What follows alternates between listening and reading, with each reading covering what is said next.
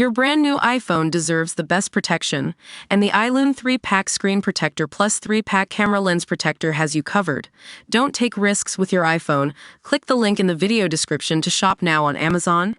Patients receive worse NHS care at greater cost to taxpayer than ever before, says MP. Opinion. When we think of bureaucracy, we may think of delays, time wasting, and complicated processes where progress is slow and no one seems to be in charge. The bureaucracy that supports our NHS frontline cannot be this. It must be transparent, agile, flexible, and accountable with clear leadership. Lord Darcy's independent investigation into the National Health Service said the 2012 top-down reorganization of the NHS was a calamity on a scale no one had ever seen before. Working as an NHS manager at the time, Andrew Lansley's vandalism inspired me to change careers and go into politics.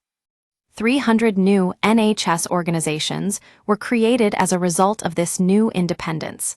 But for what? Instead of creating the freedom to deliver better services for patients, it imprisoned more than 1 million NHS staff in a broken system for a decade. So now we're springing the locks on a bad idea.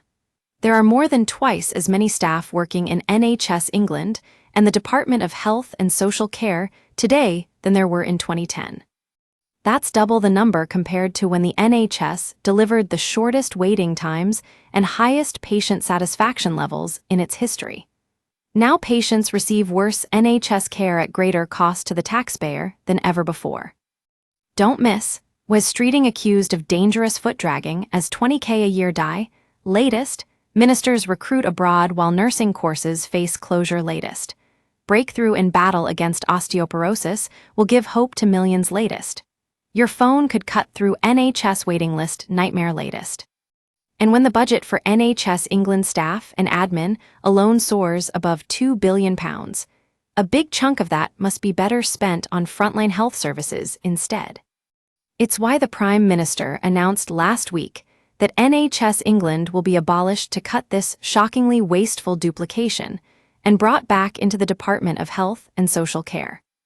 By taking this bold step, we'll be delivering on our plan for change to rebuild the health service by freeing up hundreds of millions of pounds to be spent on frontline services. But it's not like we haven't already started.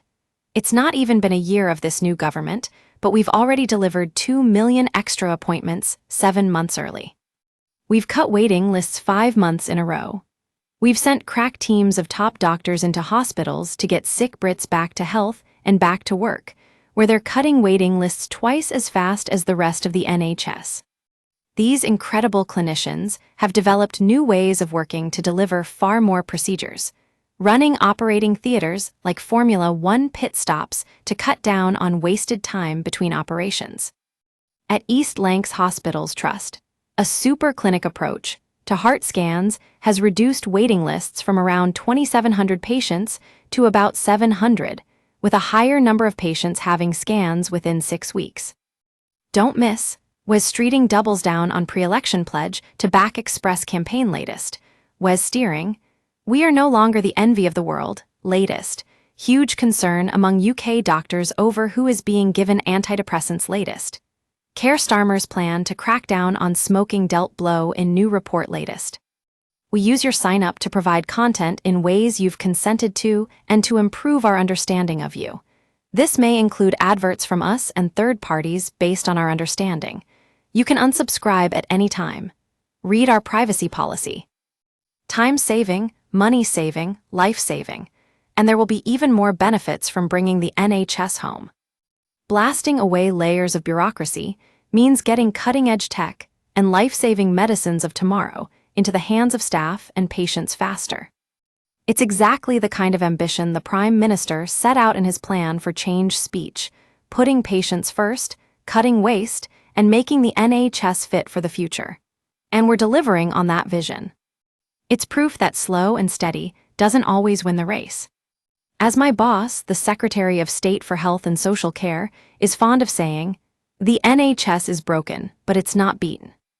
Bringing it back into the democratic fold can only speed its recovery and deliver a health service fit for whatever the future holds.